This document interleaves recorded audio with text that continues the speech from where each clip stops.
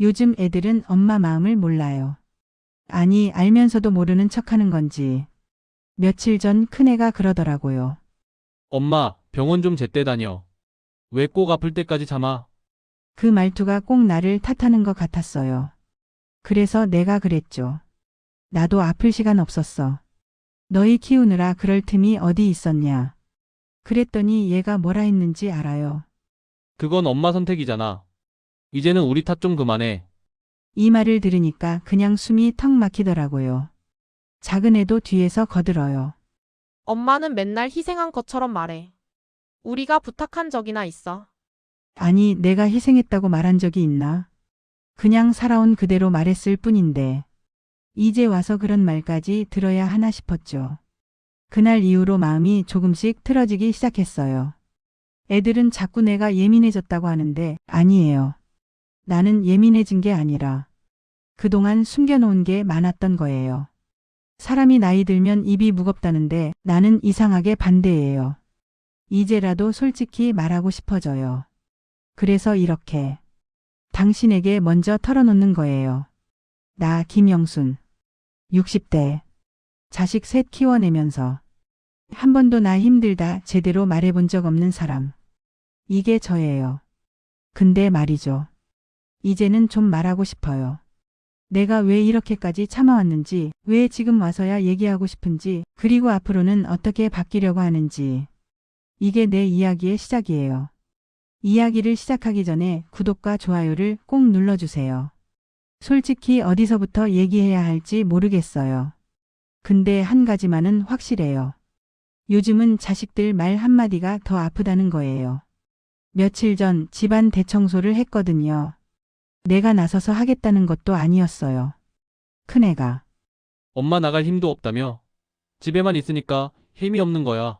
조금이라도 움직여야지. 괜히 미안해서 시작했죠. 근데 청소하다가 다리가 딱 꺾여버렸어요.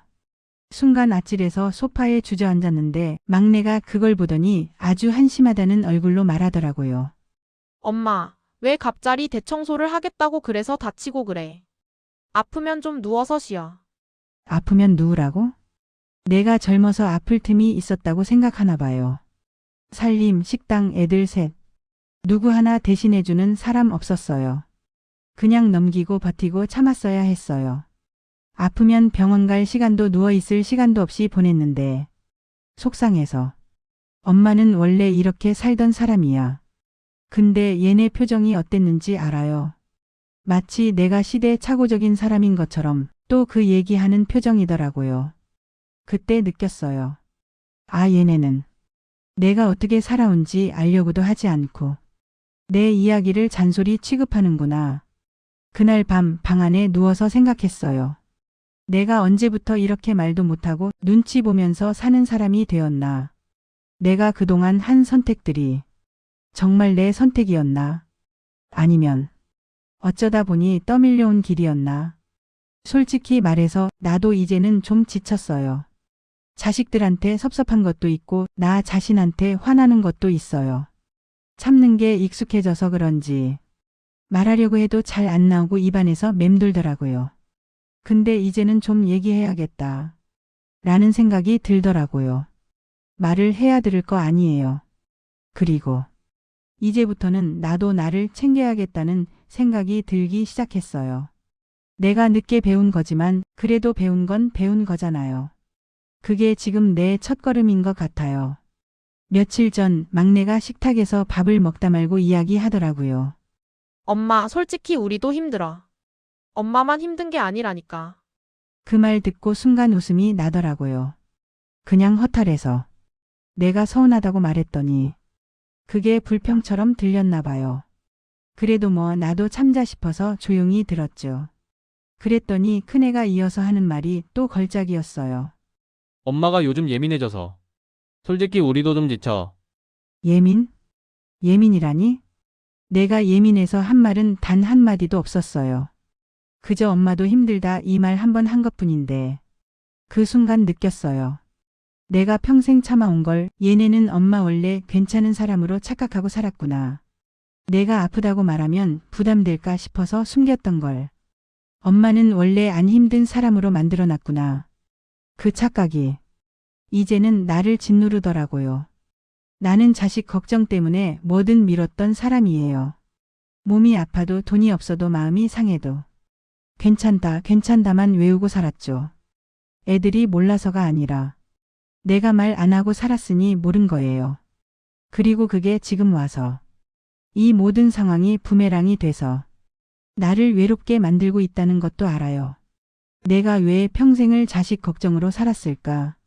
정작 이 나이 되니까 나를 걱정해주는 사람은 하나도 없는데, 물론 애들이 나쁘다는 건 아니에요. 요즘 세대는 다들 각자 사느라 힘든 거 나도 알아요. 근데 말 한마디, 엄마 괜찮아? 이 한마디가 그렇게 어려운 건가? 그 생각이 계속 남더라고요. 그래서 마음을 하나 정했어요. 앞으로는 자식 걱정부터 끊자. 내가 먼저 나를 챙기자. 내 기분, 내 몸, 내 생활. 내가 챙기지 않으면 누구도 안 챙겨준다는 걸. 이제는 너무 잘 알겠어요. 이제부터는 나도 내 인생을 먼저 생각할 겁니다. 이것이 60대가 되고 나서야 깨달은 가장 큰 현실이더라고요.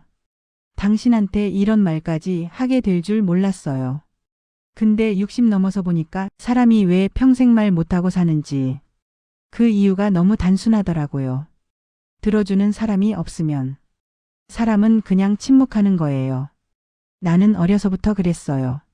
집안 형편도 안 좋았고 중학교도 못 갔고 돈 버는 건 당연했고 도와달라고 말할 상황이란 게 아예 없었죠.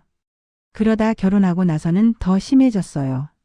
남편은 일하느라 바쁘다 하고 애들은 어리니까 신경 꺼라 하고 시댁은 며느리는 원래 참고 사는 거지 하고 그렇게 살다 보면 내 말이라는 게 점점 사라져요. 내 감정, 내 힘듦, 내 고통 다 입 안에서 막혀버리는 거죠. 근데 웃긴 건 뭔지 아세요? 내가 말 안 하니까 사람들이 착각을 해요. 김영수는 멘탈 세고 다 잘 참고 사는 사람이다. 이렇게요. 아니요. 참은 게 아니라 말을 꺼낼 자리가 없었던 사람이었을 뿐인데 그래서 제가 자식들한테 딱 한 번 엄마도 힘들다라고 말했을 때 애들은 충격 먹었겠죠. 엄마가 왜 갑자기 이래? 이런 반응. 갑자기? 아니죠. 나는 평생 그 말을 하고 싶었어. 근데 지금이 돼서야 뒤늦게 말문이 열린 것뿐이에요. 사람이 말이라는 걸 너무 오래 참고 있으면 나중엔 목이 잠기듯이 어디서부터 어떻게 말해야 할지 순서를 잃어요. 그래서 나도 지금 이렇게 당신한테 천천히 풀어놓고 있는 거예요. 처음으로 누가 끊지 않고 들어주는 자리 같아서 이 나이 되니까 하나 분명해지더라고요. 말을 삼킨 사람은 소리 없이 늙는다. 그리고 그 늙음은 남이 아니라 자기 자신을 더 아프게 한다. 이제야 깨달았어요. 내가 너무 불쌍했다는 걸요. 며칠 전 일이에요. 딸애가 전화가 왔어요. 목소리 톤부터 딱 들리죠. 부탁할 게 있다는 소리. 엄마 이번 주에 애 좀 봐줘. 유치원 일정 바뀌었는데 회사에 말하기도 뭐하고. 나는 잠깐 고민했어요. 정말 싫어서도 아니고 손주가 보기 싫어서도 아니고 그냥 이제는 체력이 안 되니까. 그래서 최대한 부드럽게 말했죠. 영미야 엄마가 요즘 관절이 좀 안 좋아. 지난주에도 병원 다녀왔어. 하루 종일은 좀 힘들다. 그런데 얘가 갑자기 확 짜증을 내더라고요. 에이 엄마 맨날 아프대. 엄마는 진짜 우리 좀 도와줄 생각이 없구나. 이 말이 가슴에 훅 꽂혔어요. 도와줄 생각이 없다고? 나는 평생을 가족 위해서 살아왔는데 참고 살다가 말 못하고 살다가 이제는 말 꺼냈더니 변했다 냉정하다 예전 같지 않다. 이 소리를 듣는 거예요. 그래서 나도 참다가 말했죠. 영미야. 엄마도 이제 70이다. 사람이 늙으면 하루하루 버티는 것도 일이다. 엄마 인생 좀 살겠다고 하면 너희는 왜 서운해하니? 딸이 말이 없더라고요. 그러더니 툭 내뱉듯 한마디 했어요. 엄마가 이렇게 이기적인 사람인 줄 몰랐네. 그 말 듣고 나는 휴대폰을 내려놓고 바로 벽에 기대서 앉았어요. 심장이 쿵 내려앉는 느낌. 살면서 이기적이라는 말을 그것도 자식한테 들을 줄은 몰랐거든요. 그날 밤 잠이 안 오더라고요. 그래서 스스로에게 물었습니다. 정말 내가 이기적인 걸까? 아니면 평생 희생만 하다가 이제야 나한테 돌아오려는 걸까? 생각하면 생각할수록 나도 이제는 내 시간을 좀 가져도 되는 나이라고, 그게 그렇게 큰 죄는 아니라고 조금씩 마음이 기울더라고요. 그런데 이게 끝이 아니에요. 갈등은 다음날 더 크게 터집니다. 다음날 아침이었어요. 딸 영미한테 다시 연락이 오더라고요. 문자 한 줄. 그럼 애는 누구한테 맡겨? 답 좀 줘. 나는 심호흡을 하고 어제처럼 솔직하게 말했어요. 엄마가 하루 종일 보는 건 힘들다. 반나절 정도면 가능하다. 그렇게 보냈죠. 근데 잠시 후 가족 단체방에 메시지가 우르르 올라오기 시작했어요. 영미가 올렸더라고요. 엄마가 손주 보기 싫대. 보기 싫다고? 나는 그렇게 말한 적이 없는데. 아무 말도 안 해도 되는데 왜곡된 말이 단체방에 적혀 있었어요.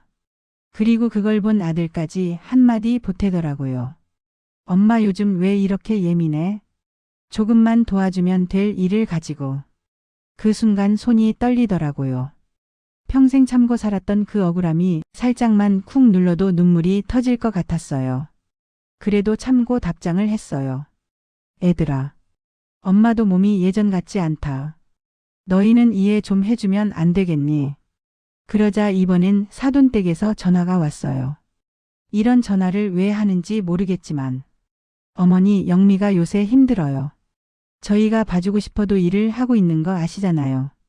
집에 계시는 사돈이 도와주는 게 그리 어려운 일인가요? 그 말을 듣는 순간 정말 너무 서러웠어요. 아니, 너희가 내 몸을 알아? 내 관절이, 내 숨차는 게, 내 고단함이 어떤지 알아? 평생 가족 위에서 살았는데 이제는 내가 왜 문제의 근원처럼 되어 있는 건데? 그 다음 날 아침 결국 일이 터졌어요. 영미가 애를 데리고 집 앞에 온 거예요.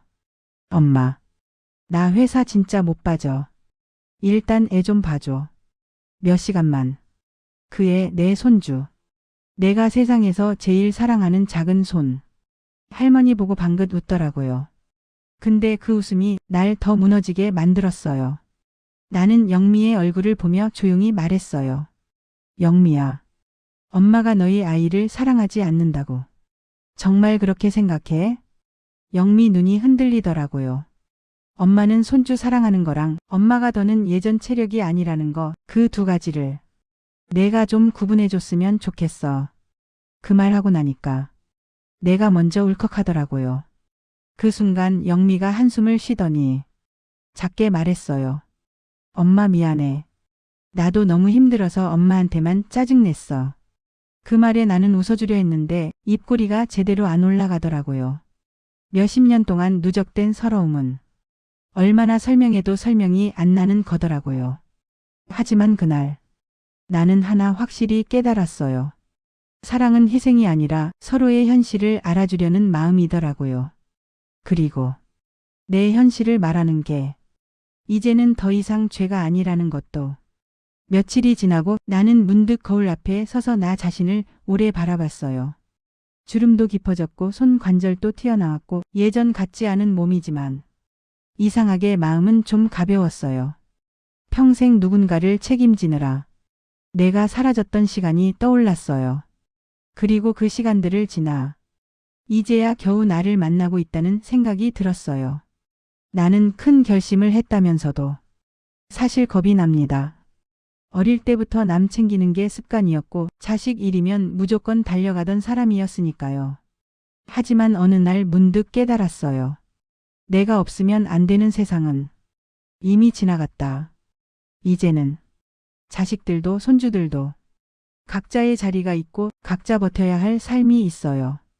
그리고 나는 그들을 돕기 위해 내 모든 걸 내던지는 삶이 아니라 도울 수 있을 만큼만 돕고 남은 힘으로는 나를 살리는 삶을 살아도 되는 사람이더라고요. 그걸 인정하는데 70년이 걸렸어요. 그렇다고 내가 자식들을 덜 사랑하는 것도 아니고 손주를 안 아끼는 것도 아니에요. 그냥 그 사랑 속에 나도 챙겨야 한다는 사랑이 조금 섞이기 시작한 것뿐이에요. 그게 어른이 되는 거고, 그게 나이 든다는 거고, 그게 살면서 배워가는 마지막 공부 같아요. 이제는 이렇게 말해보려고요. 엄마도 할머니도 그리고 나는 하나의 사람입니다. 그 말 한 줄을 입 밖으로 꺼낼 수 있게 된 것만으로 나는 이미 예전보다 훨씬 단단해진 사람이에요. 앞으로의 인생이 얼마나 남았는지 모르겠지만 적어도 남은 시간만큼은 그냥 나답게 내 속도로 내 마음이 움직이는 만큼만 살아볼 겁니다. 그게 늦게 찾아온 자유이고 늦게 배운 사랑이고 늦게야 알게 된 내 인생의 진짜 주인입니다. 감사합니다.